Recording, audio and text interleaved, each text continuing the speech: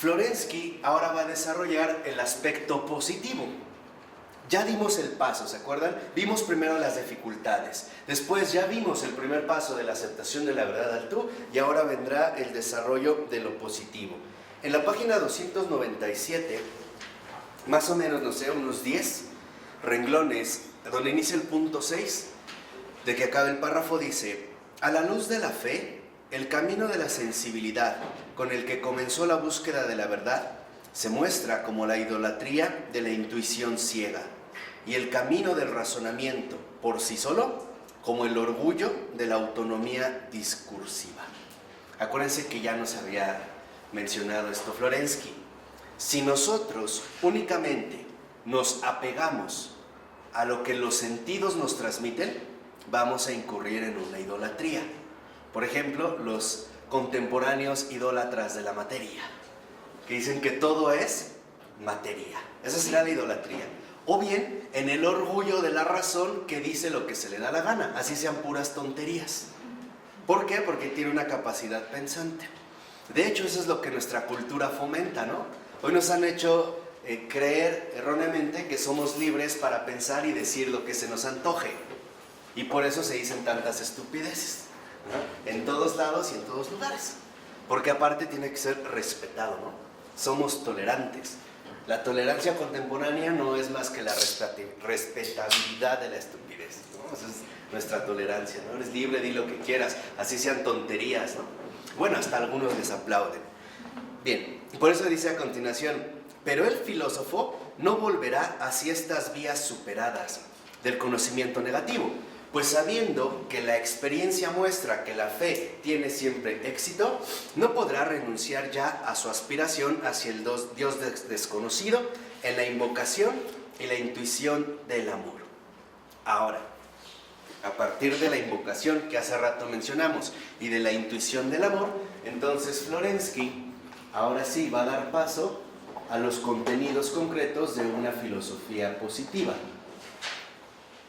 o también, como él la llama, filosofía de la revelación.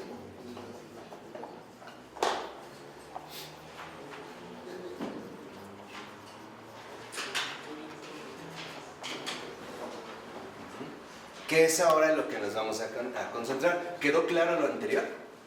¿Seguros? Sí, creo que ya vamos como a buen ritmo, ¿no? Ya vamos avanzando más. Dice en la filosofía de la revelación.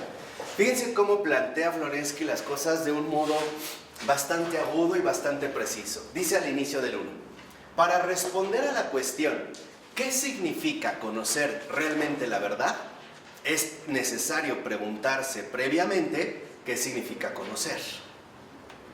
O sea, yo no puedo decir ¿qué significa realmente conocer la verdad? Si antes no he indagado siquiera en qué significa conocer.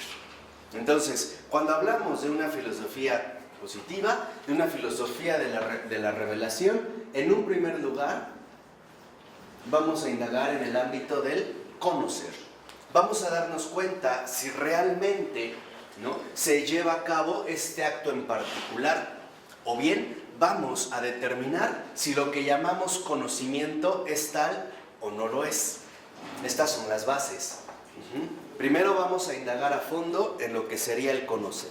Por eso en los 3 últimos renglones dice Florensky, ahora expone Florensky desde la cima del conocimiento real de la Trinidad, donde el conocimiento como acto de fe es un don de la misma divinización.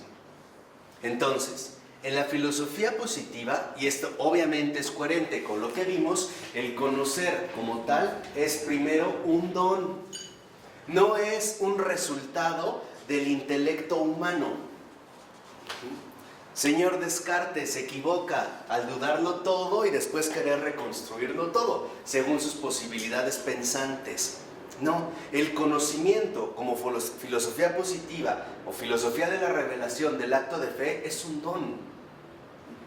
Por eso lo único que en un primer momento se requeriría es rectitud de intención. Eso es a veces lo que precisamente se nos pide, ¿no? Que a los que aman realmente la verdad. ¿Pero el conocimiento no es lo que la ciencia dice? No. No. De hecho, o sea, el conocimiento como tal no es una explicación humanamente lógica. ¿Por qué? Porque ahí no se agota el conocer. A menos de que recibamos este don, nuestro conocimiento en realidad es bastante ingenuo, bastante imperfecto e incluso a veces bastante errado. Entonces aquí lo primero que reconocemos es el conocer como tal en una filosofía positiva aparece por un don. Y entonces el conocer en un primer momento es receptivo. Acuérdense, para Florensky la primacía no está en el yo, no es subjetiva, la primacía es objetiva. O sea, en realmente recibir este don. Por eso creo que también, y vale la pena mencionarlo, no todos estamos llamados al estudio. ¿Por qué? Porque a veces, precisamente, si no se tiene ese don, es cuando vemos filósofos o estudiantes de filosofía que empiezan a leer algo y deliran, ¿no? Terminan ahí revolcados en unas cosas bien extrañas, ¿no? Empiezan a sacar ideas raras. Entonces, el conocer como tal aparece como un don. Ahora, vamos a ir explicando paso a paso en qué consiste este peculiar don. Vámonos a la página 299. En la página 299 dice el libro, más o menos, sí, en la página 299 dice el libro. En primer lugar, es necesario situar a la razón en su lugar ontológico propio. Y aquí es donde viene entonces una de las grandes aportaciones filosóficas de Florensky.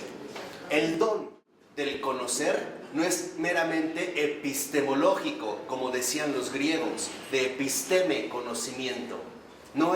El don del conocer no es epistemológico, es ontológico. ¿Qué significa que el don del conocer sea ontológico? Que nos remite este don a un ser concreto. O, por ponerlo en otros términos, el conocer no depende de los contenidos. El conocer depende de un acontecimiento. El conocer es un suceso. A veces se les llama iluminación. Fenomenología. Esa es la sabiduría divina. Por eso, ahora entendemos por qué Juan decía, ¿no? El que realmente transita en el espíritu de la verdad, lo juzga todo. Y él no es juzgado por nadie. ¿Por qué? Porque literalmente este ser concreto es un acontecimiento, es un don, no son contenidos, como humanamente nosotros los llevamos a cabo. Es una apertura a una dimensión que nosotros ni siquiera sospechamos. Entonces, este carácter ontológico del conocer nos lleva entonces a un auténtico acontecimiento. No son contenidos, sino que es un nuevo modo de pensar. Pues no son ideas, No. son sucesos.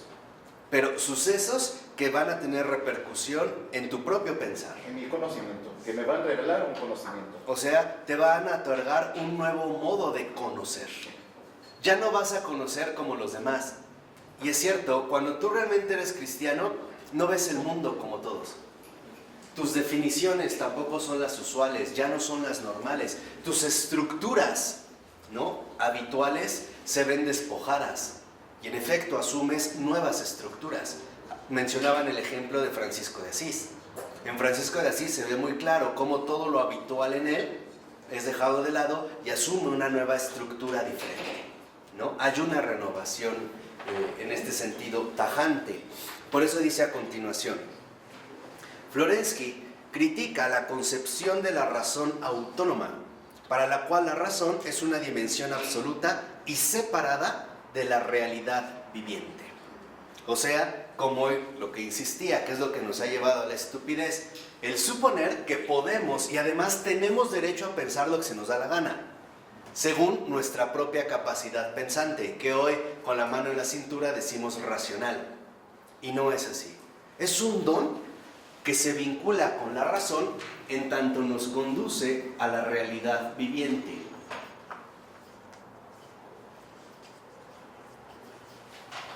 Alguien nos comparte este don. Alguien literalmente lleva a cabo este acontecimiento de carácter ontológico como un don en nuestro conocer. O sea, lo que aquí nos está mencionando Florensky es que el auténtico conocer en la filosofía de la revelación no es subjetivo, es objetivo. Es un don de la verdad. Y ya dijimos, ¿cómo se accede a esto? En la oración. Por eso es lo que yo les decía. El propio von Balthasar insistía mucho en que la teología se hace de rodillas. La teología es arrodillada. No es algo que venga de mi propia capacidad pensante, sino que tiene que ser receptivo. Por eso, en este sentido, nosotros podríamos afirmar, ¿quiénes han sido los más grandes teólogos? Pues los más grandes santos. Lo que pasa es que en nuestra cultura, la profesionalización se ha desligado de la oración. Por ejemplo, hoy suponemos que porque alguien estudió filosofía, no necesita orar, ya lo sabe, ya lo leyó. O porque alguien estudió medicina, no necesita orar, porque ya tiene los libros, ya recibió los contenidos y ya puede realizar su oficio, que en realidad está pensando en un beneficio. Hoy se suele pensar que si alguien estudió Derecho, no necesita orar, ya está escrita la Constitución, va a los libros, los consulta y ejerce su profesión. Y no es así. Hoy suponemos que si alguien se casó, pues van a tratar de llevar una convivencia humanamente aceptable, y no es cierto.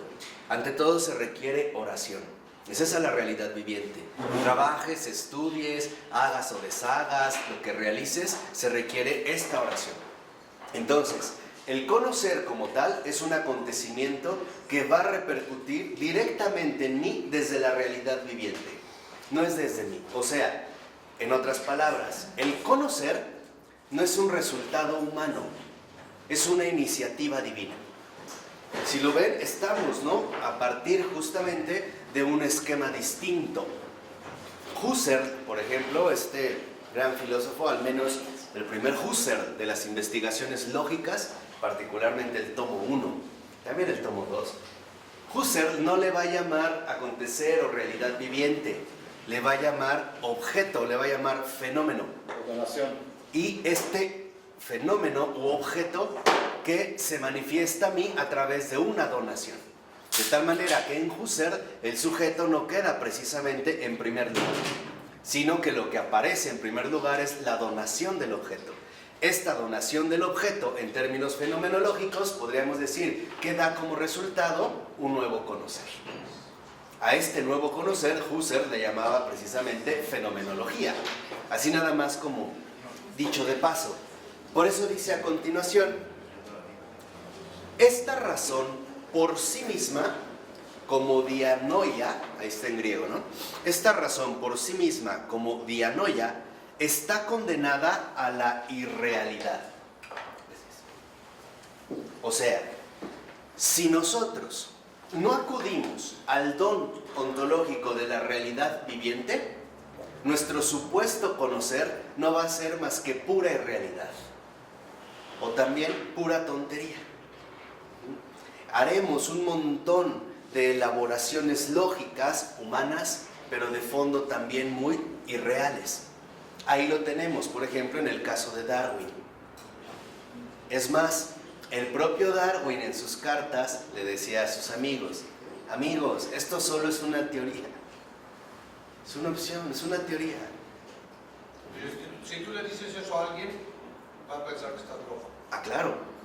¿Por qué? Porque dentro de su esquema eso ya está fijo, ¿no? Y en realidad es una teoría. Entonces, esta realidad viviente, como un acontecimiento del conocer, precisamente a nosotros nos libera de la irrealidad, de la pura especulación humana, de los engaños del propio pensar. Por eso dice a continuación, dice, la razón solo es real como logos, cuando está enraizada en la vida global del hombre. Ahí está la clave. ¿Cuál es este ser que aporta un don a mi conocer? Esta realidad viviente como tal es el logos. Pero no el logos en sentido griego como esta especie de superrazón que engloba todo. No, sino más bien como el logos por el cual fueron hechas todas las cosas. O sea, el verbo hecho carne. Ese es el verbum. Por eso en latín, precisamente al traducir esta palabra logos, no lo traducen precisamente como tratado o cosas así, lo traducen como verbum, el verbo. Es esta acción dada, es el verbum. Es entonces, por decirlo así, ahora entrar a participar del logos divino. Y eso es lo que hace el nuevo modo de pensar cristiano. Por eso yo les decía, en realidad incluso las exigencias de inteligibilidad del cristianismo para el mundo son inaceptables, ridículas, escandalosas y chocantes.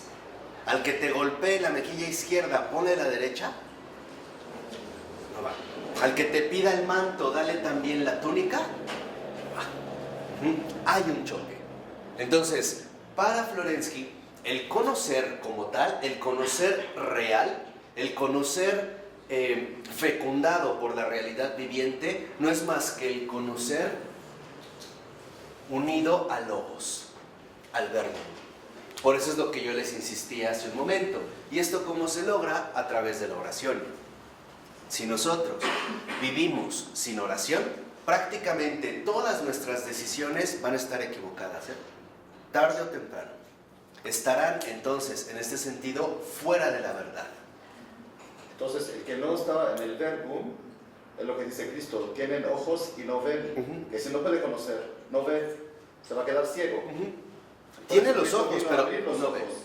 Pero ¿cómo abre los ojos Cristo? Cuando lo recibimos, me abre los ojos de mi corazón, para que yo vea y sea vulnerable a las necesidades del otro, a mi alma, a todo, ¿no? Pero lo que estás diciendo finalmente es, si no estoy en los logos, estoy en la ignorancia total, porque no conozco nada. En lo irreal. De tal manera que entonces, por ejemplo, el logos verbum, para nosotros también en este sentido, es la luz verdad. Cuando uno no está con la luz, entonces uno está con las tinieblas. ¿Y qué son aquí las tinieblas? Lo que el propio Señor nos enseñó, las tinieblas del error, las tinieblas de la irrealidad. Cuando uno está en un error, cuando uno no se deja auxiliar por la luz verdad, lo que nos queda son las tinieblas del error, las equivocaciones que cometemos. ¿Por qué? Por seguir muchas veces nuestros propios criterios humanos. Yo les pongo un ejemplo muy sencillo y muy contemporáneo.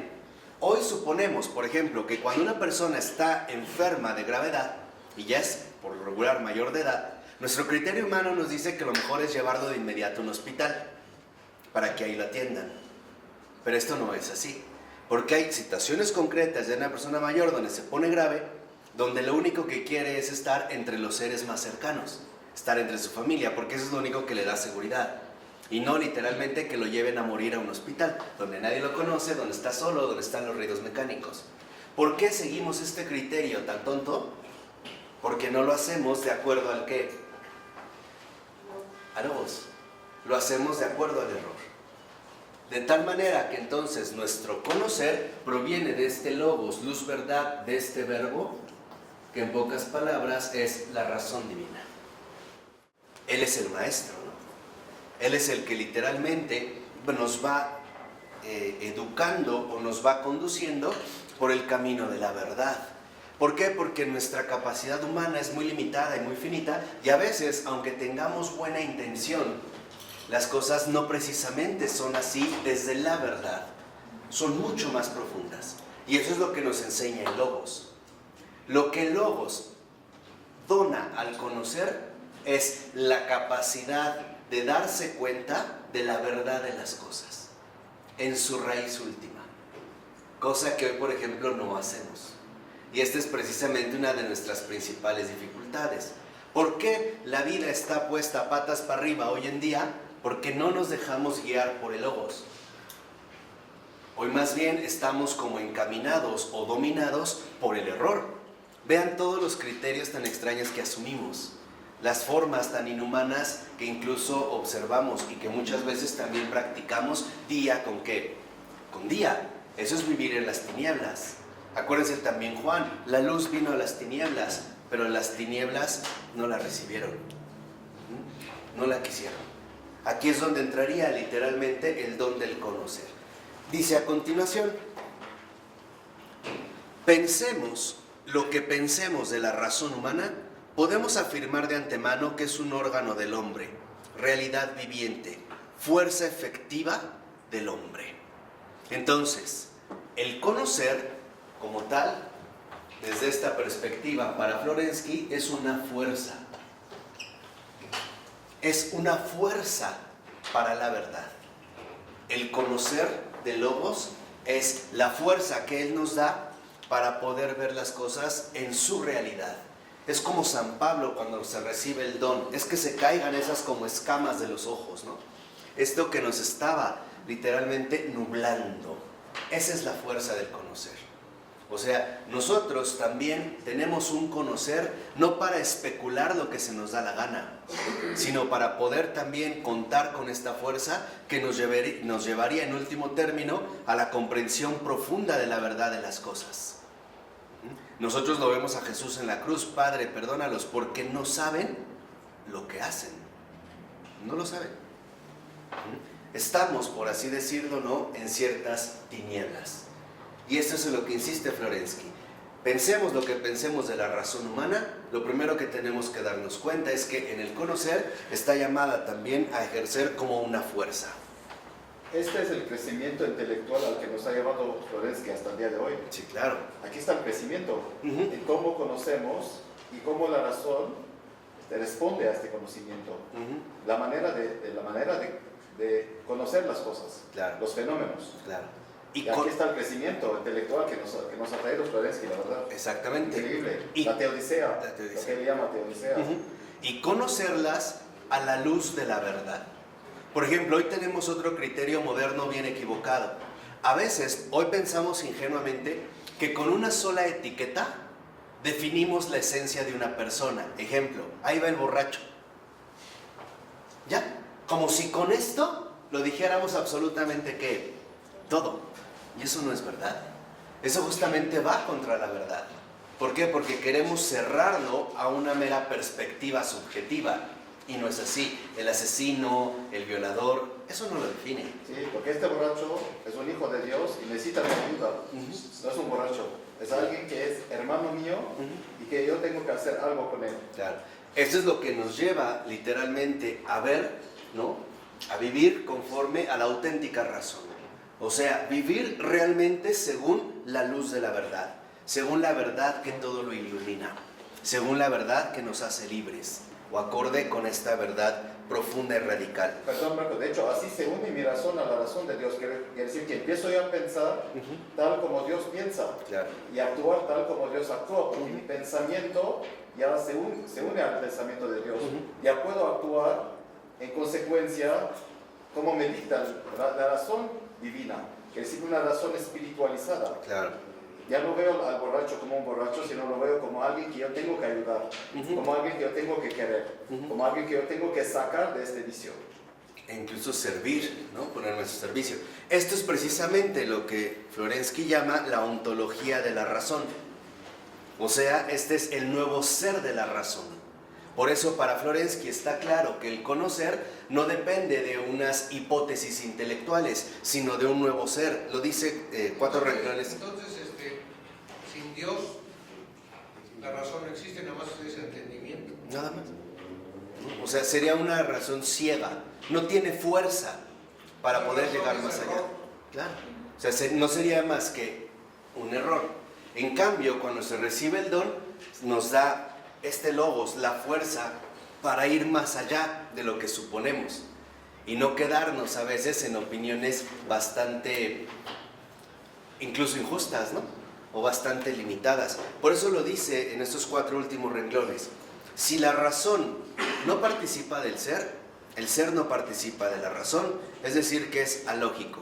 Desde aquí se hacen inevitables el ilusionismo y el nihilismo de cualquier clase, para acabar en un escepticismo indigente. O sea, fuera del logos, fuera del verbum, no hay más que error. Por muy sofisticado que sea, lo vimos con Kant. Si nosotros leyéramos sin la ayuda del verbum, del logos, a Kant, quedaríamos encantados con Kant. Suena muy bien, es como un castillo, ¿no? Intelectual bien hecho, preciso, geométrico, a la alemana, ¿no? Centímetro a centímetro, todo encaja, como una maquinaria de ingeniería, ¿no? Es siguiendo el modelo de Newton, ¿no? Ahí todo preciso, matemáticamente establecido. Sería muy fácil caer en las redes del error. Y esto es muy importante. Solo el don y la gracia nos libra del error. Y aquí es donde entramos a otro tema que no vamos a abordar, pero vale la pena tener en cuenta, y es el tema de los caminos de la providencia. Por eso a veces decimos, ¿cómo un filósofo tan inteligente no pudo darse cuenta? Porque no es algo humano. Es cuestión de gracia. No puede. Muy bueno. No puede. O sea, si no es tocado por esta gracia, no puede. Así tenga una superinteligencia, no puede. Se extravía. Entonces, esto sería como el contenido profundo del don del conocer. O sea, de este ser concreto, de esta razón ontológica. De este ser, o la razón, que es según la luz y la verdad. ¿Pero por qué dice que la razón es un órgano del hombre? Sí, o sea, un órgano como ¿En qué sentido el órgano? parte de lo que somos, como algo nuestro, como el hígado, por ejemplo, o el estómago. O sea, no es una mera cuestión extraña, también forma parte, es parte de nuestro organismo, es orgánica a nosotros. Porque si no recibe el don del Espíritu, queda como cualquier cosa. Si piensa, es porque ha recibido algo de Dios. Es un órgano como cualquiera, quiere decir, no es capaz de producir pensamiento, ¿sí? sino por la gracia. Es un don. Sin la recepción de logos, estamos en el error. Llámese Platón, llámese Aristóteles, llámese el Agustín Pagano, llámese Hegel, llámese Heidegger, llámese el que se llame. Si no estamos realmente, si no somos partícipes de logos, de esta razón, estamos en el error. ¿Son que la realidad? Claro, o sea, ¿por qué? Porque vemos y ya nos dimos cuenta que la verdad es algo objetivo. No es algo que nosotros podemos elaborar por cuenta propia. La verdad no es subjetiva. Platón tendrá enseñanzas extraordinarias, pero en el fondo es un error. Ahora, ¿cómo es posible que la realidad se esconda también? No es tanto que se esconda, Bueno, que no la podemos ver Por el pecado fácilmente. original. porque estamos trastocados por el pecado, eso sí.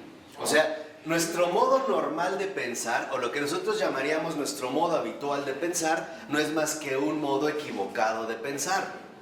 Por eso yo una vez les comenté, ya no me voy a regresar, pero les dije, nuestro pensar es una costumbre, es un hábito. A nosotros nos acostumbraron a pensar de cierta manera, bajo ciertas estructuras.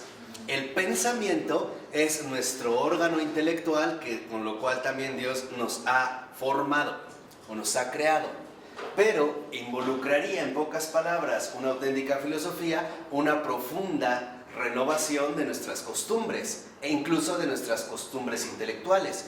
¿Cómo se va a llevar a cabo esta profunda renovación de nuestras costumbres? Invocando al Logos vivo y verdadero, pidiéndole auxilio. ¿A quién? A Dios. Hoy hemos caído al ridículo que en lugar muchas veces de pedirle a Dios, le pido un brujo, un chamán que me ayude o que me diga qué va a pasar, o qué está pasando, si me va a ir bien o no me va a ir bien. Y ahí es donde empezamos nosotros a darnos cuenta cómo nuestra razón está herida de muerte. O sea, sin el Logos vivo y verdadero, sin la luz verdad, estamos en las tinieblas. No podemos salir por cuenta propia. Y es en serio. Habría, decía Florensky, que experimentarlo. Pero si ustedes han experimentado lo que es estar en el error, hundido en el error, de esa fosa de las que habla el Salmo, de las aguas que se desbordan, y haber salido o haber sido sacado, como Pedro, de las aguas pestilentes a la luz de la verdad, saben de lo que estoy hablando. ¿Cómo es posible entonces que la buena gente le dé más importancia al pensamiento que a la realidad? Porque eso no ha sido siempre, eso es moderno. Ese es el capricho moderno. Esta primacía que se le da al pensamiento o al yo es el capricho moderno. Y estamos hablando de gente muy inteligente. Pero quizá también mucho muy soberbia. El querer hacer las cosas por cuenta propia. El ejemplo claro es Descartes. Descartes con la mano en la cintura dice, vamos a dudar de todo, todo. La tradición, el pasado, lo que me han dicho, todo. Vamos a empezar desde el puro pensar. Vamos a empezar a pensar desde el cogito. ¿Qué dio como resultado? La cultura en la que vivimos. El suponer que podemos llegar a conclusiones acertadas siguiendo nuestros propios criterios. O sea, sin renunciar al yo. ¿Cómo era antes? ¿Cómo que cómo era? ¿Cómo era antes ese modelo? ¿Ese modelo? Antes ¿Cómo de... era antes ese modelo? La prioridad está en Dios. Esto es lo que, por ejemplo, incluso históricamente nos hace percatar que del año 400 al 1400, por dar una cifra, que es el periodo más largo históricamente vivido, que es la Edad Media, los criterios de vida son completamente distintos. Aparece la caballería, la sociedad, el honor, la palabra. Incluso sabían que prácticamente en esos 1000 años no hay ni un solo caso de un suicidio notable. No había suicidios. No los hay. Hoy en día hasta hay infantiles. Eso es justo lo que da mucho que pensar. O sea, hoy, en pocas palabras, nos creemos desligado de todos y de todo, incluido de Dios. Entonces, estábamos nosotros mencionando precisamente cómo en el conocer se da un acto real, ¿no? También hay un acontecimiento ontológico. Nuestro modo de conocer se ve también transformado. Ahora, ¿en qué consiste? Y la habíamos mencionado hace un momento. En la 299, más o menos a la mitad del último párrafo, dice Florensky: conocer consiste para el cognoscente, o sea, para el sujeto, en salir de sí, o lo que es lo mismo, para lo conocido, en entrar realmente en el cognoscente. El conocimiento es la unión real del cognoscente y de lo conocido. Entonces, aquí es donde ya Florensky detecta que en efecto se lleva a cabo una unión. Yo lo voy a tratar ahorita de mencionar en términos más usuales. Lo que está diciendo Florensky es que en esta unión del conocer, ¿no?, que es a lo que él se refiere, participa el sujeto y el objeto. El sujeto es el cognoscente y el objeto sería lo conocido. Ahora, en esta relación, dice Florensky, se da una unión. ¿Por qué? Porque el objeto como tal es siempre objeto para un sujeto. Tiene una referencia, diría Husserl, tiene una intencionalidad, que más que de Husserl es de Brentano. Pero lo que nos dice es, el objeto no está ahí como objeto para sí mismo, sino que está en donación para un sujeto, se refiere a un sujeto. Ahora, dice Florensky, pero el sujeto a su vez está ahí en relación al objeto. No formamos, por así decirlo, cosas aisladas o distintas, cosas separadas sin ningún tipo de relación profunda. De hecho, como lo explica, por ejemplo, von Balthasar, en la Teológica, en el volumen número 1, en el apartado del sujeto y el objeto, lo que él también reconoce es que, por ejemplo, el objeto en cuanto tal no está terminado, porque depende de la confirmación del sujeto. O sea, una cosa, la que quieran, cualquier objeto, está ahí de una forma incompleta. ¿Por qué? Porque el sujeto está llamado a recibir al objeto y darle una plenitud que el objeto no puede alcanzar por sí mismo. Llámese un nombre, llámese una utilidad, llámese una descripción, una función, etc. Y el sujeto también no está completo porque está llamado a correlacionarse con el mundo de los objetos, con el mundo, vamos a decirlo así, circundante. De tal manera que entonces, entre el sujeto y el objeto, lo primero que tiene que prevalecer es una adecuación. ¿Otro ser o otra persona cuenta como objeto o es un caso diferente? Es un caso distinto, pero al menos en la dinámica del conocer es la misma. O sea, el conocer no solamente es un sujeto, una conciencia trascendental, según Kant, según el idealismo, que define los objetos. En realidad, este sujeto, en cuanto tal, está incompleto si el objeto no se le dona. Si el objeto... Perdón, entonces esto viene desde Génesis. Sí. Estamos precisamente en un ámbito de interrelación, de tal forma que entonces lo que hace el error, lo que hace la ausencia de logos o la razón es alterar cualquiera, vamos a decirlo así, esta adecuación profunda. ¿Por qué? Porque cuando está el error, o bien a la kantiana, le damos la preferencia al sujeto y nos olvidamos del objeto, o bien, según el empirismo, le damos la preferencia al objeto y nos olvidamos del sujeto. Entonces, en un primer momento, en el conocer como unión, lo que se lleva a cabo es una adecuación, una complementariedad. De tal forma que el sujeto está abierto al objeto y el objeto está abierto precisamente hacia el sujeto. No son cosas distintas. Nuestro acto de conocimiento, precisamente en cuanto tal, involucra esta relación mutua. No son cosas aisladas. Por ello, si lo vemos en la página 300, en la nota 48, hacia el final dice el texto: en esta duplicidad del ser, el sujeto y el objeto del conocimiento, se sobreentiende también para la conciencia de la humanidad la unificación o superación de esta dualidad como algo igualmente verdadero.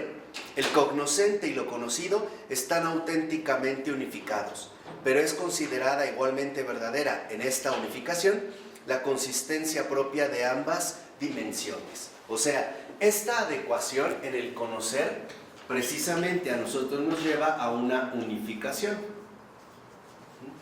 Quedamos unificados en nuestro acto de conocimiento, en tanto sujetos en relación con un objeto, y en tanto los objetos se dirigen precisamente a nosotros como sujetos del conocimiento. Entonces hay una unificación, no hay una separación o una ruptura, sino que hay una complementariedad mutua. Por eso dice a continuación: en el acto del conocimiento no se puede separar el sujeto del conocimiento de su objeto. El conocimiento es al mismo tiempo el uno y lo otro. Dicho más exactamente, el conocimiento es precisamente conocimiento del objeto por el sujeto. Eso es el conocimiento. O sea, el conocimiento es el conocimiento del objeto por el sujeto. Hay una vinculación, hay una relación profunda. Y dice, una unidad en la que solo en la abstracción se pueden separar el uno del otro, pero una unidad en la que el objeto no es aniquilado en el sujeto, así como el sujeto por su parte no se diluye en el objeto del conocimiento que se encuentra fuera de él. Entonces, el conocer en cuanto tal como unión, en efecto, constituye la unificación real del sujeto y del objeto. ¿Por qué para nosotros es quizá un poco complicado captar esto? Por nuestra herencia intelectual moderna, que pensamos siempre en términos separados. Un ejemplo, también desde la modernidad nos hemos acostumbrado a definirnos como individuos. Y entonces cuando hablamos de sociedad, hablamos de la sociedad como un conjunto de individuos, que en realidad se reúnen en número, pero cada individuo defiende sus propios intereses particulares. Por eso, por ejemplo, hoy en día, en realidad, a pesar de que estamos tan acostumbrados a hablar de la sociedad, nos hemos vuelto sumamente antisociales. Nos molestan las multitudes. O alguien que interrumpa mi camino, alguien que maneje lento, alguien que se atraviese por la casa. Como que hoy precisamente no estamos viviendo una adecuada unificación. De tal manera que el conocer en cuanto tal es un proceso unificado. No es separado.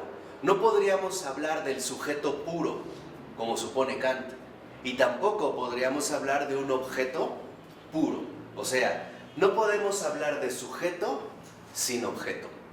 Y no podríamos hablar de un objeto sin un qué, sin un sujeto. Esto al menos en el esquema más básico. Por eso dice a continuación ahora Florensky que lo que nosotros debemos de captar es lo que podríamos llamar la esencia y la energía. Entonces, aquí Florensky dice, bueno, en esta unión del conocer, nosotros debemos de tomar en cuenta esencia y energía. Vamos a ver en este sentido de qué está hablando Florensky, a qué se refiere precisamente con esto de esencia y de energía. Y lo dice en la siguiente nota de la 301, en la siguiente cita. Dice, si esto es así, lo que ahorita mencionamos de la unificación, entonces los seres pueden, manteniendo inconfundible la propia esencia, permaneciendo irreducibles el uno al otro, unirse auténticamente entre sí por medio de sus energías. Aquí lo que vemos es que entonces el sujeto y el objeto, a pesar de formar un acto único de conocimiento, no pierden su esencia. O lo que es lo mismo, aún en el acto del conocimiento, el sujeto sigue siendo sujeto y el objeto sigue siendo objeto. ¿Pero por qué se vinculan? Porque tienen una energía. Y esta energía fundamental es la donación. Esta es la energía profunda de ambos. Tenemos una energía de donación. Entonces, en un primer momento, la energía nos va a conducirnos a nosotros a la donación. Yo creo que un ejemplo concreto sería el hombre y el sol, por ejemplo. ¿Qué sería ellos en este objeto, desde el sol? Y a pesar de que lo calienta, no hay una confusión entre ellos. El sol sigue siendo sol, la persona sigue siendo persona, ¿no? O sea, se conserva la esencia y lo que realmente se pone en marcha es la energía. Por eso dice a continuación, entonces esta unificación puede ser pensada no como una yuxtaposición de actividades, no como un choque mecánico de un ser con el otro, sino como una interpenetración mutua de las energías, como un coactuar, sinergia, en la cual no van ya separadas una energía de la otra, sino que se ha producido algo nuevo. Entonces, lo que detecta Florensky es que el acto de conocer a partir de la esencia y de la energía, en la unificación, lo que el conocimiento en realidad nos aporta es algo nuevo. Algo nuevo porque es algo integrado por la aportación del sujeto y por la aportación del objeto. De tal forma que entonces aparecería algo distinto al propio sujeto y algo distinto al propio objeto. Surge algo nuevo. Es como hablar de leche con chocolate. Cuando yo las mezclo surge algo nuevo. No es pura leche y no es pura chocolate. No es puro chocolate. Estaríamos hablando de una leche con chocolate, una malteada de chocolate, ¿no? Daría como resultado en el propio conocer algo nuevo. Por eso dice a continuación, la reunión mutua de los diversos seres no es pensada entonces de un modo mecánico, sino orgánico, o más profundamente aún ontológico, como una unión conyugal en el conocimiento, del que nace un tercero, un hijo, y este hijo que participa del ser del padre y de la madre, es por eso mismo más que la mera suma de la energía del ser, de la autorrevelación de ambos padres. Este hijo es el conocimiento, el fruto de la comunión del espíritu que conoce con el mundo conocido.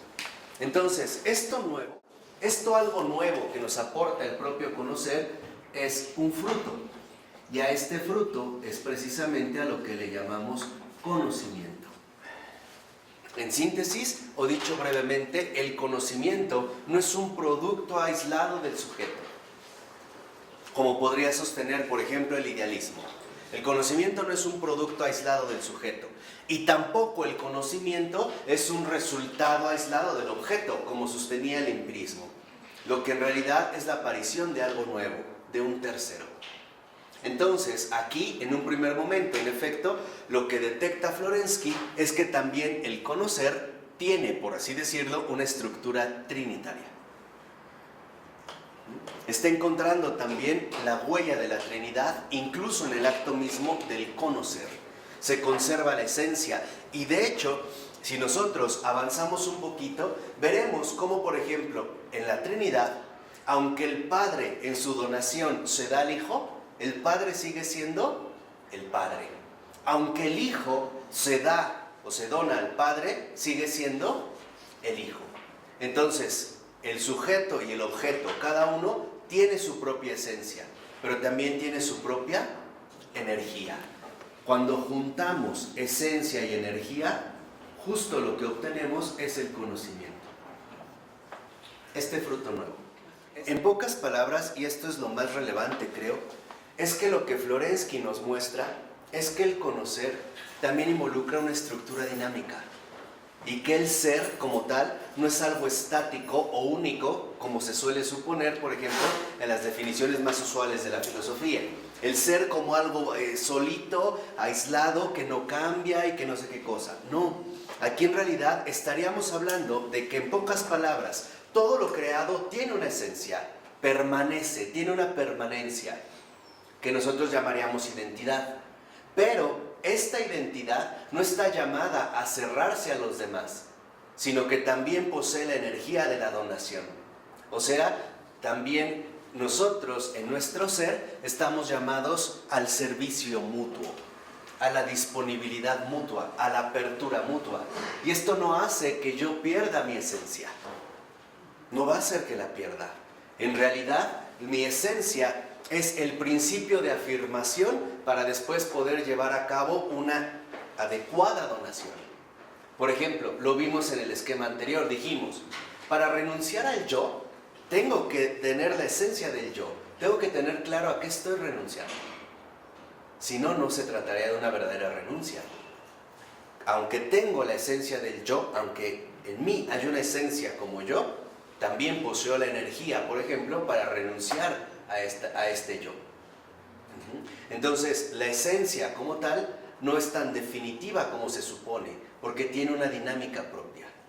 Por ejemplo, en el caso de la madre se ve bien, que es también un poco lo que menciona Florensky. Si la madre está enferma por alguna razón y de repente el hijo llega malo, la madre se para, esté como esté.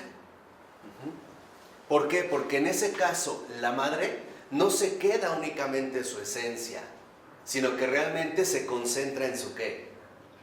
En su energía, se pone al servicio, aunque ella se sienta mal. De hecho, eso es lo que hace el amor. Lo que hace el amor es entregar la esencia a la ¿qué? A la donación. Por eso una mujer tan extraordinaria como Teresa de Calcuta decía, no des, date. No se trata de dar, se trata de darse. O sea, poner en pocas palabras la esencia al servicio de la ¿qué? De la donación. Esa es la energía. Poner nuestra esencia al servicio de la donación. ¿Cómo Heidegger atacó esta teoría? Pues en primer lugar, cerrando la cuestión del objeto como un ente, el sujeto como un ente, el único que tiene autocomprensión del ser, y quedándose atrapado en la esencia del ser o lo que se está buscando la esencia, sin la posibilidad de encontrar un propósito más elevado, por ejemplo la donación. Cerrándolo a cualquier tipo de donación y entonces hundiéndolo en la muerte, en la nada. No hay hacia dónde dirigirme. ¿Ese es el ser igual a nada? De tal manera que, por ejemplo, en el caso de Heidegger, no hay una unificación, hay una separación que no se puede superar. Por ello, dice a continuación, fíjense, al iniciar el 1.3, los 3 primeros renglones son muy fundamentales. Dice, si el conocimiento es una salida real del sujeto, porque me estoy saliendo de mí para dirigirme al sujeto, así el objeto también sale de sí para entregarse y viceversa. La fe es entonces la mayor afirmación posible de la realidad. ¿Por qué dijo esto Florensky y es tan radical? Porque entonces la fe es el mayor conocimiento posible de la realidad, porque significa salir de los límites subjetivos de lo humano, salir de los límites estrechos del yo.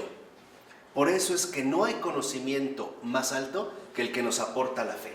Ese es el conocimiento más profundo de la realidad, porque ya no lo estamos nosotros observando a partir dentro de nuestros propios criterios o según nuestras propias dimensiones o preferencias. Ya no. Entonces, para Florensky, el verdadero conocer como tal, el auténtico conocimiento es la fe. ¿Por qué? Porque el fruto nuevo, esto algo nuevo que surge del acto profundo del conocimiento, es la verdad de las cosas. Esta verdad que aparece como una profunda novedad, como algo realmente extraordinario. Por ejemplo, Edith Stein, cuando hablaba de una flor, toma el ejemplo de una flor y decía Edith Stein, decía, una flor como tal, vean, ese es el conocimiento de la fe, decía, no solo es un vegetal, o no forma parte solamente del reino vegetal, tampoco es un adorno. Claro que puede funcionar así, pero no es solo eso. Decía, una flor, en realidad lo que nos está expresando, fíjense, ese es el conocimiento de la fe, es una noble enseñanza para nosotros. ¿Por qué? Decía, porque una flor alcanza su máximo esplendor cuando florece, cuando abre, mostrando su mejor dimensión, su mejor olor, su mejor color. De tal manera que entonces nosotros también deberíamos de aprender de las flores a abrirnos lo mejor posible, compartiendo nuestro mejor olor, nuestro mejor color, nuestra mejor forma. Dice, y una vez que la flor alcanzó su esplendor, se marchita. ¿Qué significa esto? Que ya muere. Pero murió una vez que alcanzó su mayor plenitud. Ese es el conocimiento de la fe. Entonces, por ejemplo, en términos metafísicos, Edith Stein da un paso mayor y dice, es que el ser no es estático. Todas las cosas no son, a ver, vamos a ponerlo un poco de esta manera. Aquí hay una cosa, pongamos una manzana.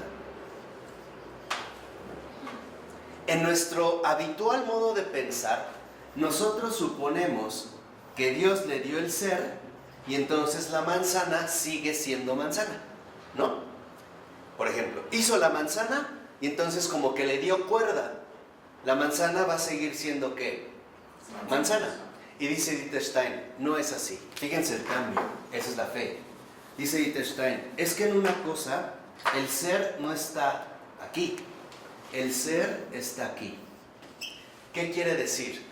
Que la manzana sigue siendo a cada instante manzana, porque a cada instante Dios le sigue donando el ¿qué? El ser. Esto es muy fuerte, porque lo que se da cuenta Edith Stein es que todas las cosas a cada instante son algo nuevo. Empezando por nosotros. Por nosotros y por todo ¿qué? Lo demás. De tal manera que aunque yo observo una flor y la veo como estática o continua, en realidad esta continuidad, esta duración es porque Dios a cada instante, a cada momento le está donando precisamente el ¿qué? El ser. Entonces el ser no está atrás, está adelante. Esta es una situación extraordinaria. ¿Por qué? Porque esto precisamente nos muestra cómo Dios siempre está al pendiente de su creación. Cada cosa, dice Edith Stein, es algo nuevo. No es un ente arrojado, sino que está sostenido por una donación infinita, por una donación ininterrumpida. ¿Qué es lo que nos puede explicar la donación constante e ininterrumpida del ser? Que tal como lo llamamos, en realidad el ser no es más que ¿qué? Amor. Entonces, nosotros somos porque Dios nos sigue regalando el ser. No es que nos hizo y ya, nos dio como cuerda hasta que muramos, no. Cada instante es algo nuevo. Cada instante. ¿Qué instante los alimentos? Cada instante, o sea, cada momento, cada instante, cada cosa, cada aspecto es siempre algo nuevo. ¿Por qué? Porque Dios lo sigue sosteniendo. Entonces, lo que vemos en realidad es que si nosotros permanecemos, no es más que por un acto puro de amor. Por puro amor. ¿Por qué somos? Por puro amor. ¿Por qué la flor es una flor? Por puro amor. De tal manera que entonces lo que Dios hace en estos términos es regalarnos el ser. Por puro amor. No es que me hizo, me creó, como nosotros solemos pensar equivocadamente y ya. No. En realidad Él me creó y me sigue creando. O sea, el Amando. ser como amor es una recreación. Me recrea y me ama. El amor es lo que hace, recrea todas las cosas. Pues si puedo pensar con mi cerebro, porque siempre lo está recreando. Exactamente. ¿Por qué puedo yo mover ahorita mi mano? Porque Dios me sigue dando este ser.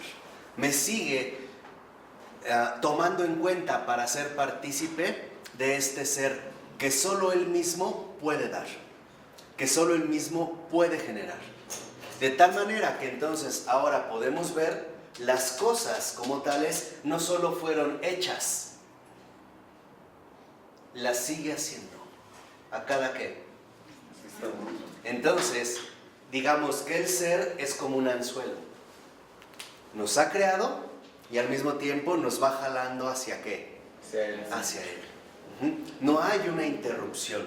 El ser no es, como decía Heidegger, algo perdido, ahí extraño que se ocultó. No, el ser sigue activo. El amor no se ha detenido. El amor sigue triunfando, el amor sigue vivo. El amor en ningún momento se ha detenido. Él no ha dejado de operar, no ha dejado de trabajar ni un solo instante. Sigue literalmente sosteniéndonos en el ser, llamándonos así.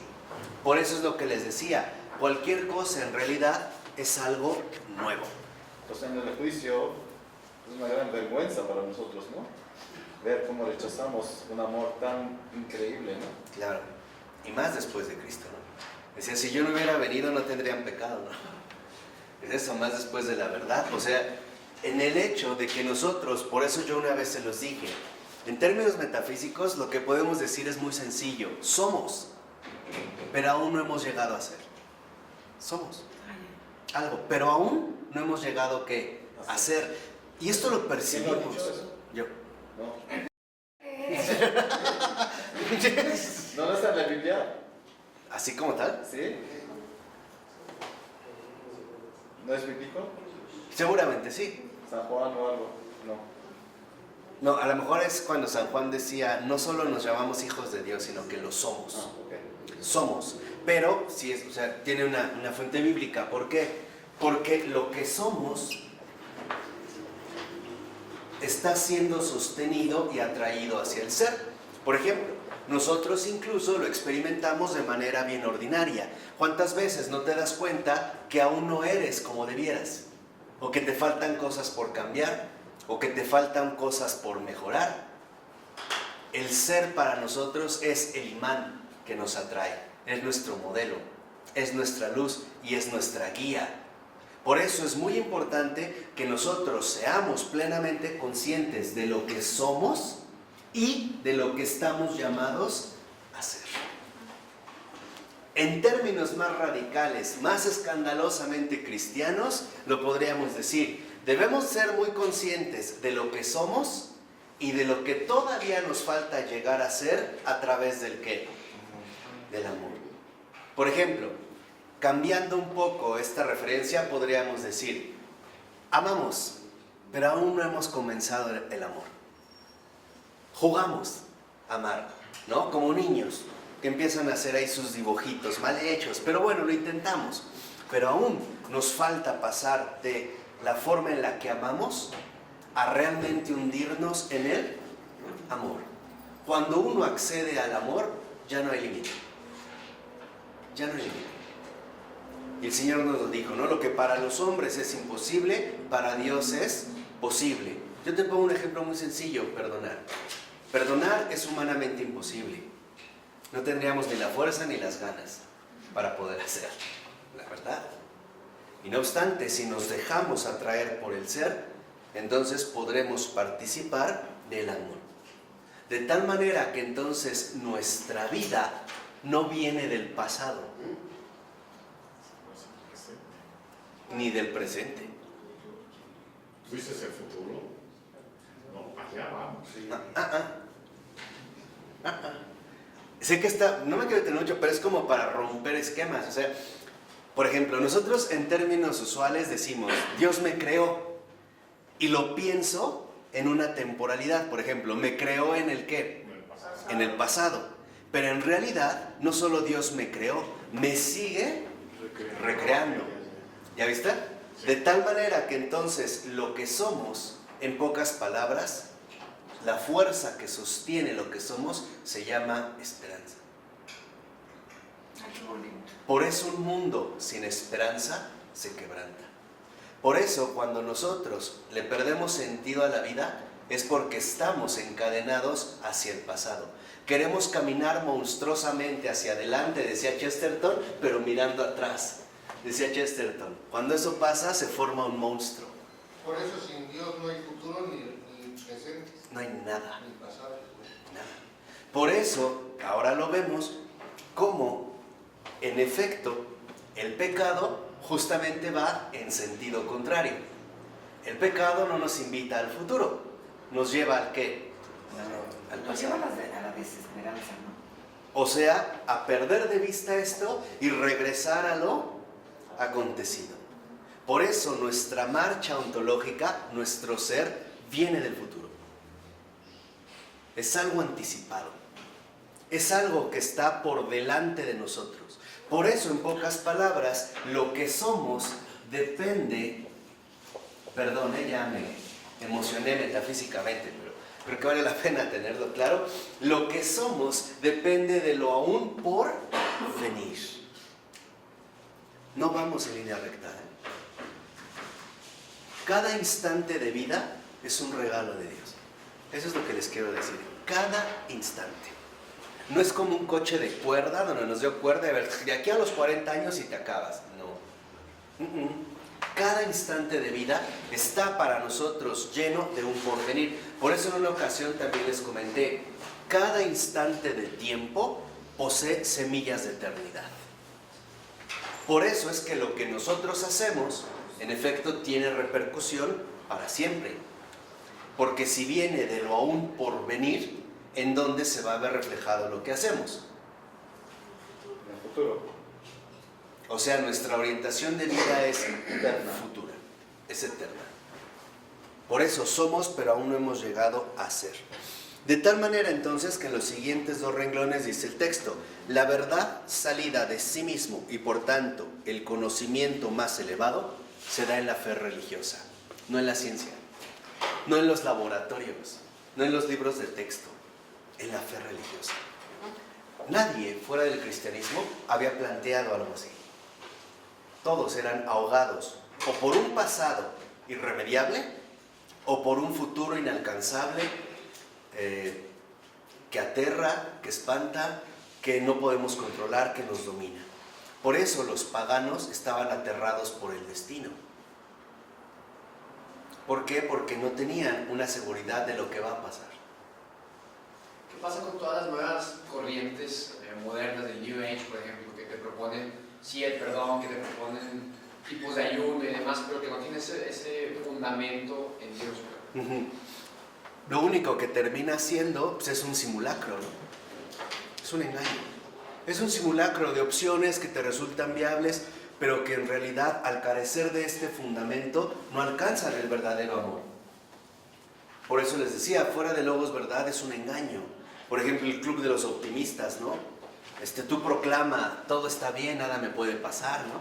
Qué felicidad, soy feliz, ¿no? Me están violando, pero yo proclamo, nada peor me puede pasar, estoy feliz, todo el mundo está bien, todos contentos. Es un engaño. ¿Por qué? Porque no estamos agarrados a la verdadera fuente de lo que somos. Y la fuente de lo que somos es justamente el amor. No son más que opciones, la verdad, mediocres para las situaciones complejas y realmente complicadas que atravesamos. Por ello, 4 renglones abajo dice el texto, hablando con propiedad, solamente la persona, que es lo que comentó Mauricio, es cognoscible y solamente por una persona. ¿Qué significa esto? Que además de la adecuación primaria, básica, fundamental, que se da entre el sujeto y el objeto, el verdadero amor como conocimiento solo es personal. Solo se puede dar de persona a persona. Por ejemplo, tú puedes amar mucho una planta, pero nunca como a otra persona. Hoy en día, para nosotros, el estar fuera de la razón nos ha llevado a incurrir, por ejemplo, a amar más a una mascota que a otra persona. Y ahí vemos las consecuencias, ¿no? Hay madres que se preocupan más de que el perro tenga croquetas antes de que su hijo ya haya comido o necesite un consejo. Eso es lo que nos distorsiona. Por eso es lo que les decía, fuera de la razón, fuera del amor personal, vamos a caer prácticamente en situaciones bien exóticas. Nos vamos a pegar a lo que ya nos había mencionado Florensky, a la idolatría de las cosas, ¿no? Hoy, por ejemplo, alguien puede ir en su coche, atropelló a una persona, se baja, lo primero que hace es voltear a ver de reojo el coche, ¿no? A ver qué le pasó. Después veré al atropellado. Es más, luego justamente lo que más les duele es su coche, ¿no? Alguien, por ejemplo, te pisa y lo primero que te limpias es el zapato. Ni siquiera preocupamos del pie o qué ocurrió.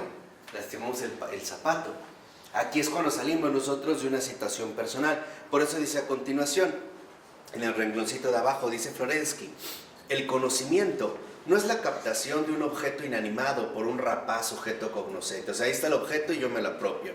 Es una comunión moral y viviente entre personas, cada una de las cuales es el objeto y el sujeto de la otra. El conocimiento es radicalmente relación personal.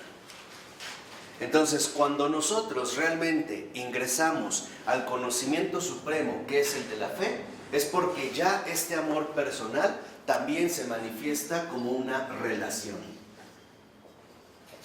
De tal manera que entonces la fe lo que hace es ponernos en relación.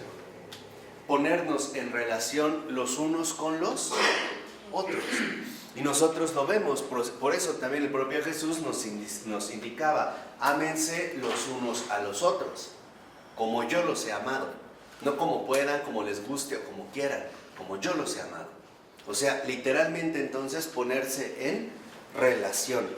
Y lo vemos que en último término a esta situación precisamente Florensky le va a llamar un acto eucarístico.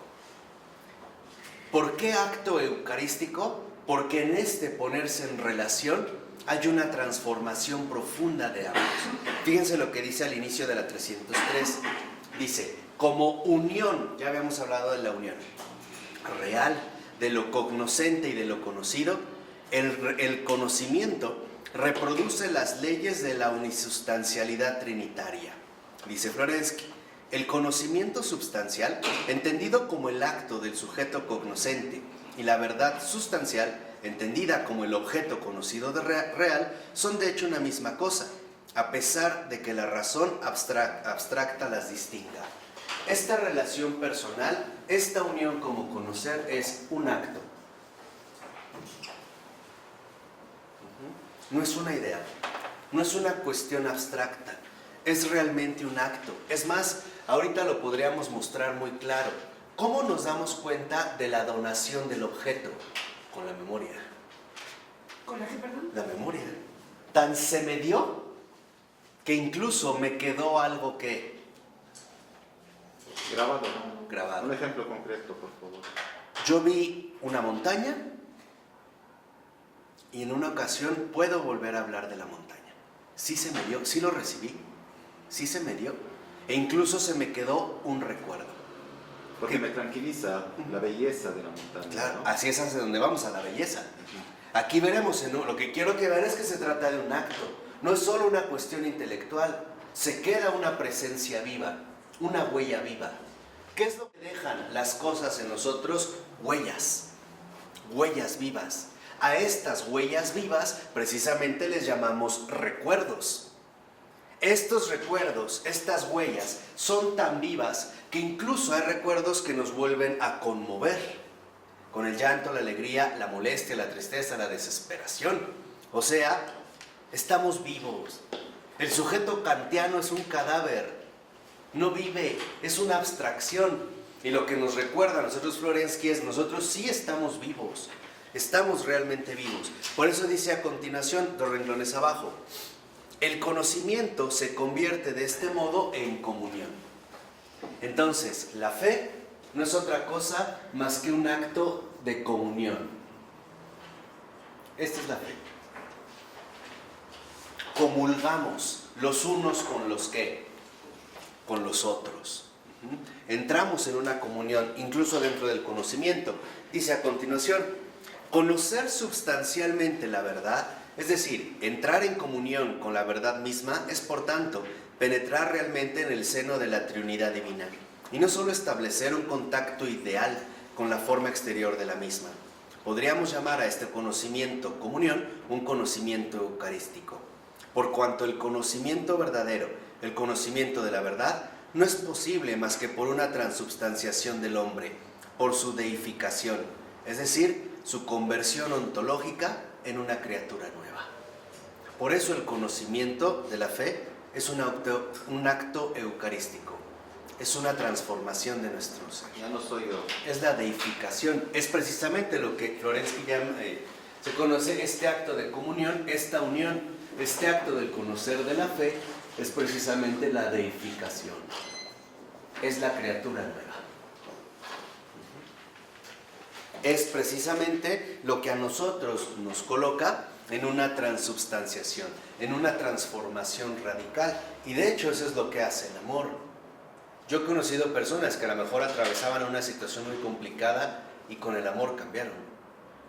Algo en efecto los toca. Hay un cambio profundo. Por eso, igual en la 303, Florensky lo resume de una manera muy bella. Hablando del acto de la fe, los dice 4 renglones antes de que acabe la página. Dice, se trata en último término de un tremendo misterio. Fíjense, cómo menciona esto, un tremendo misterio. Dice, la entrada de Dios en mí, sujeto filosofante, y mi propia entrada en Dios, verdad objetiva. Entonces, el tremendo misterio en el acto de fe es la entrada de Dios en mí, sujeto filosofante, y mi propia entrada en Dios, verdad objetiva. Fíjense, en este acto de comunión, yo, sujeto, participo de la objetividad de Dios. Y Dios, como objetividad, ahora forma parte de mi subjetividad. Para hacer su obra en el mundo también. Exactamente. A través de mí. Este es el tremendo misterio. O poniéndolo en términos a lo mejor más filosóficos, el tremendo misterio es que el infinito se adecúe a lo finito. Lo que nos explicó una vez Florensky, el tremendo misterio es que Dios no nos aniquile con su presencia. Ese es el tremendo misterio. Que el santo de los santos se haga tan pequeño como para habitar en un corazón humano. Que el santo de los santos, el 3 veces santos, el altísimo, el Dios único, vivo y verdadero, se haga tan pequeño, tan accesible a una criatura incluso afectada por el pecado. El tremendo misterio, ya explicó Florensky antes, yo nada más se los recuerdo.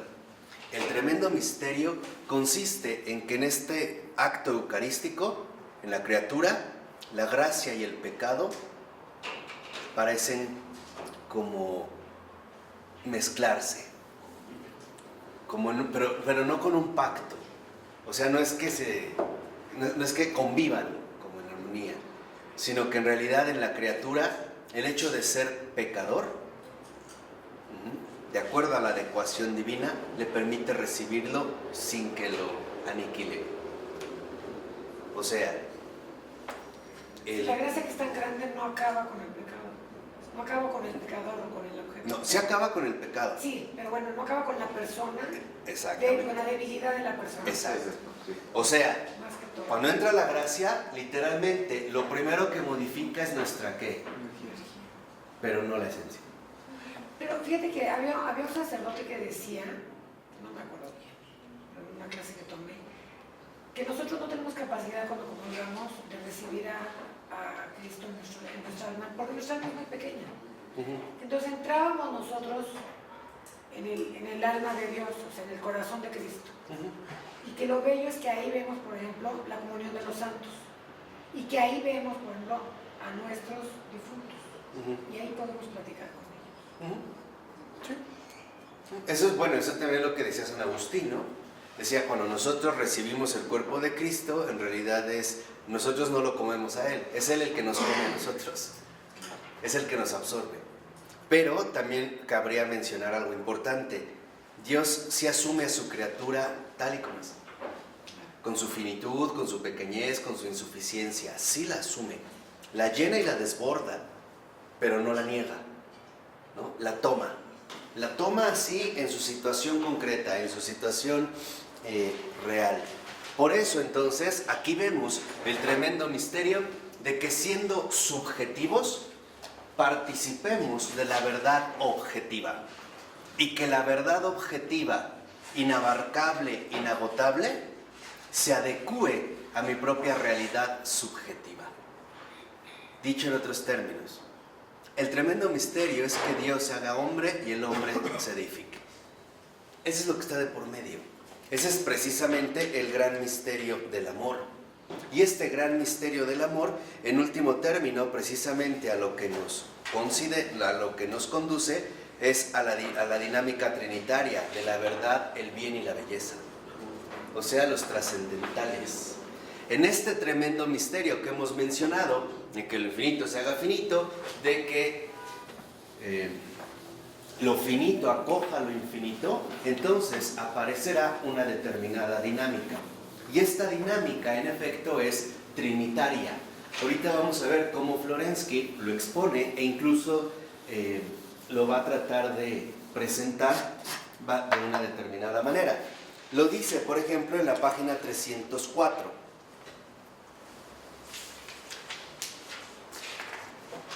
Fíjense, en los últimos 4 renglones dice el texto: podemos considerar el tú, ya hablamos de él, como el objeto divino del conocimiento y de la relación, y el yo y el él como los dos modos, el subjetivo y el objetivo del sujeto humano.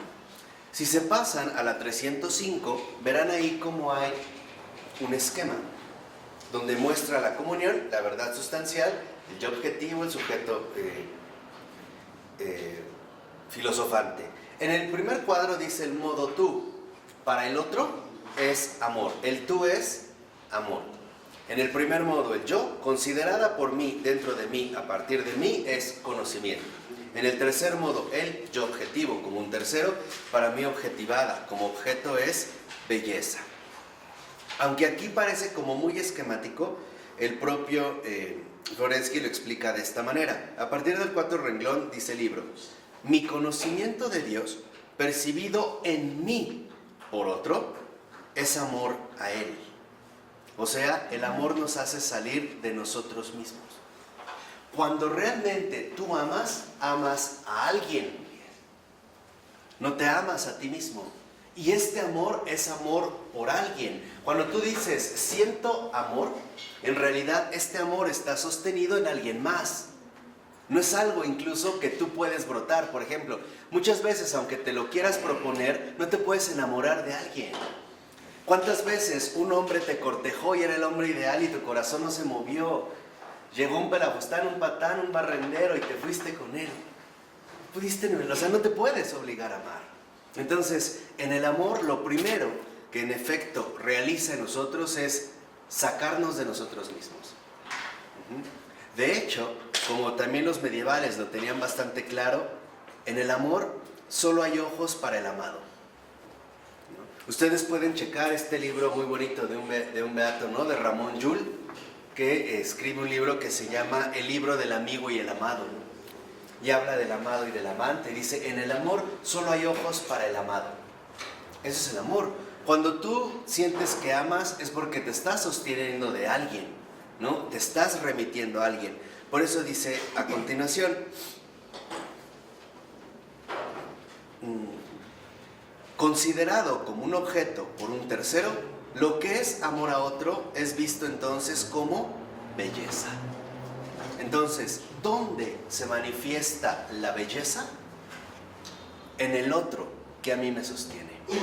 La belleza proviene literalmente de otro. Por eso incluso no es nada extraño que incluso en términos humanos, la persona amada la vemos muy bella. Tal vez más de lo que es, ¿no? Puede tener 4 hileras de dientes, pero diremos que es hermoso. Siempre. Exacto, o sea, se transfigura. ¿Por qué no entendí? ¿Por qué lo vemos así?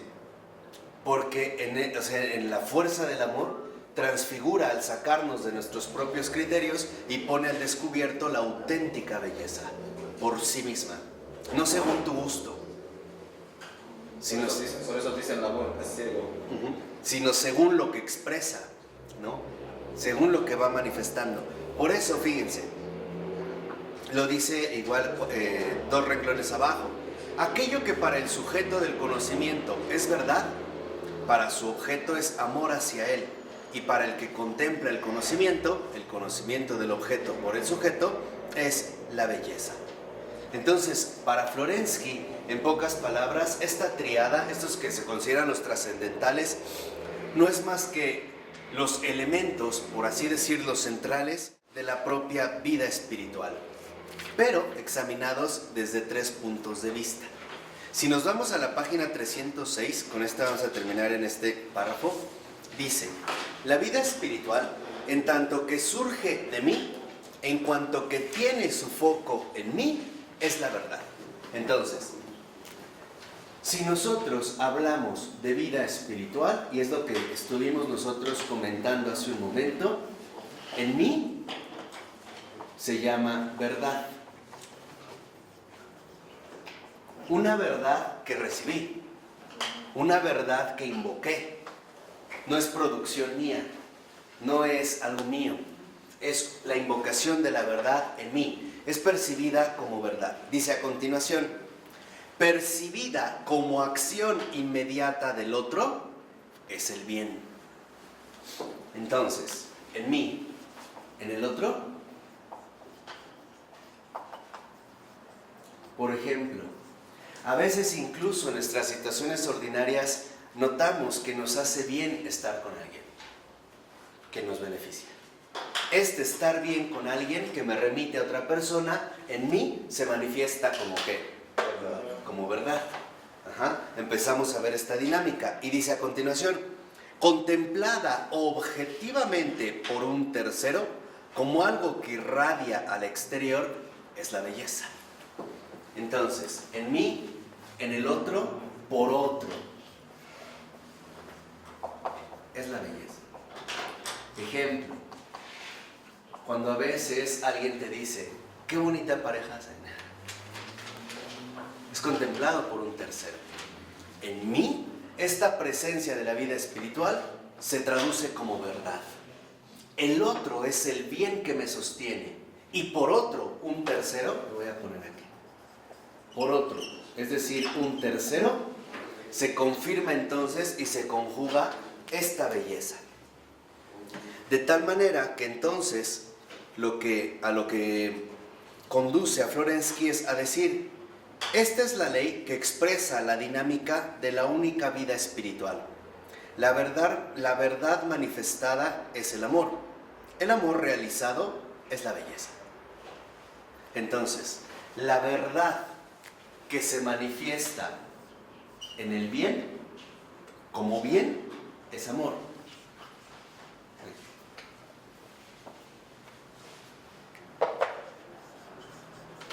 La verdad manifestada como bien es amor. El amor siempre nos hace bien. ¿Estamos de acuerdo? El amor siempre nos hace bien. Y esto se confirma en mí como una verdad. Ahora, cuando este bien se realiza, se llama belleza. Entonces, para Florensky, la belleza es la realización del amor.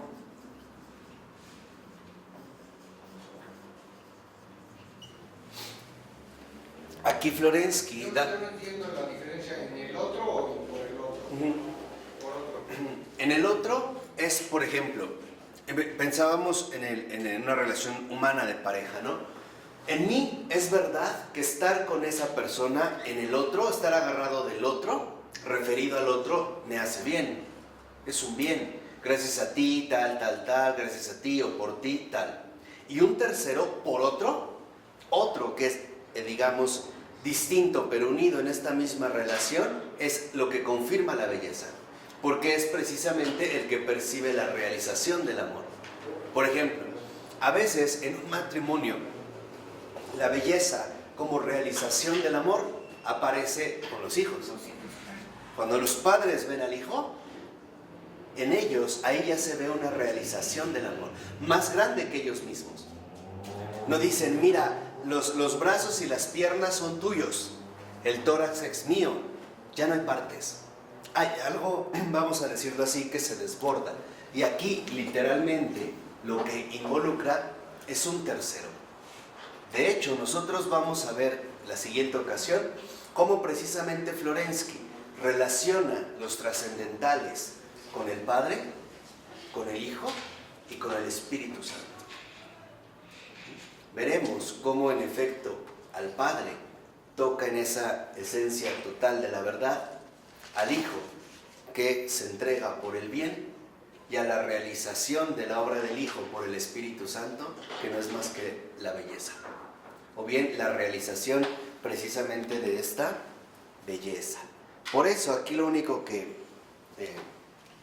me interesa que se queden en esta ocasión es que la verdad manifestada en el amor se llama bien. La verdad que se manifiesta en el amor se llama bien. Y la realización de este bien precisamente se llama belleza. ¿De acuerdo? Bueno, vamos a dejarle aquí, si les parece bien. En el nombre del Padre, del Hijo y del Espíritu Santo. Amén. Pues muchas gracias, buenas noches y buen provecho.